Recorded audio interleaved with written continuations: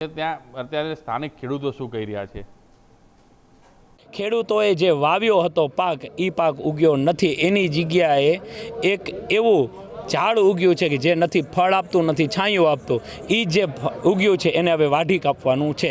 આગળનો જે પાર્ટ 3 છે, આગળના પહેલા પાર્ટની અંદર આંદોલન કર્યું, ઉપવાસ આંદોલન, બીજાની અંદર ઉગ્ર ઉપવાસ આંદોલન કર્યું, 19 દિવસ ચાલ્યું. અને હવે જે પાર્ટ 3 છે એની અંદર જે 2027ની આવનારી જે ચૂંટણી છે એની અંદર થાંભલા પડે કે ન પડે, આ સરકાર પડી જવાની છે, એ ફાઇનલ વાત છે.